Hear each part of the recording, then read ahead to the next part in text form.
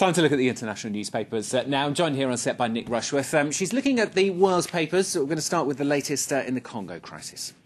Hello, Stuart. Congo crisis. I wanted to look more at the broader regional reaction in the press in central southern Africa, and I turned to the Burkina Faso paper, Le Pays. Now, it is very strongly critical. There we can see jusqu'où iront les rebelles, how far will the rebels go? And that paper is strongly critical of DRC President Joseph Kabila, Stuart. The editorial there is saying there's been no serious reaction from him concerning M23 rebels taking control of Goma in Eastern Democratic Republic of Congo. It says the DRC army cannot discipline its troops. The people of the region are caught in the middle, and there the conclusion is a rebel assault on Kinshasa itself cannot be ruled out. You pulled out one piece as well, one paper in Africa, very concerned for peacekeepers there even.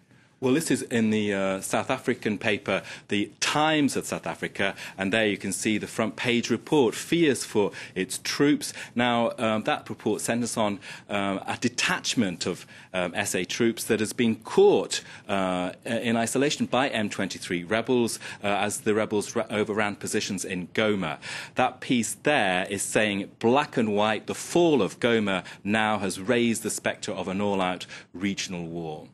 And the papers in DRC itself? Well, I turn to L'Observateur in the DRC, which says that everyone knows that the M23 rebels are backed by Kigali, that's Rwanda, and what's required now is dialogue with Rwanda to find out exactly what its motives are. It says the DRC must reassert itself. Joseph Kabila has 4 more years in power. He should be given time.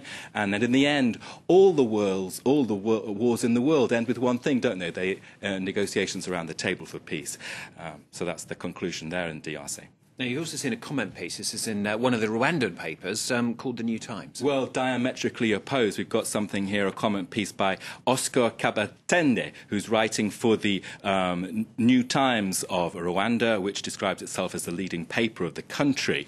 Now, it says that there's been shelling on Rwandan troops on the Rwandan town of Gisenyi, which is right next to Goma on the border there, and that's raised his hackles. He says there can be no Rwandan operation pillars of defence, as in the Israeli style, because if Rwanda dares to defend itself, it'll be hit by sanctions, people's welfare will be hit.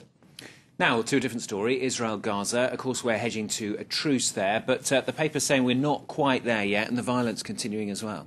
Well, I saw this cartoon in the International Herald Tribune, which sort of captures the situation at the moment and for several days now. An eye for an eye, for an eye, for an eye, for an eye. Not nice at all.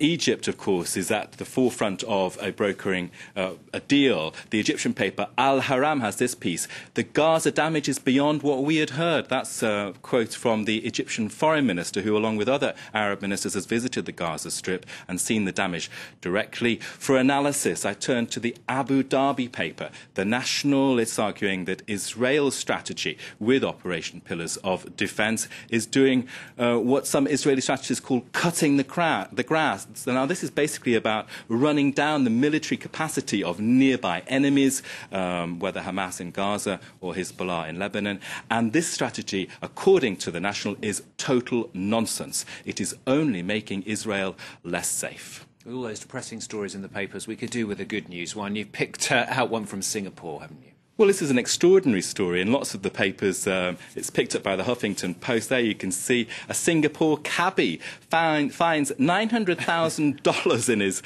back of his cab, and he returns it to the Thai couple that left it. What would you do? What would you do? I'd keep it. No, of course I wouldn't.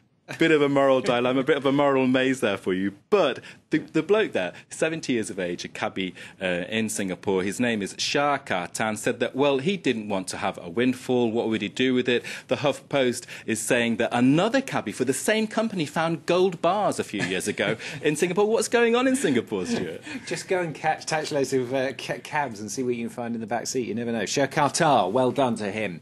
Nick, thank you very much. Nick Rushworth with the International Papers on Fox.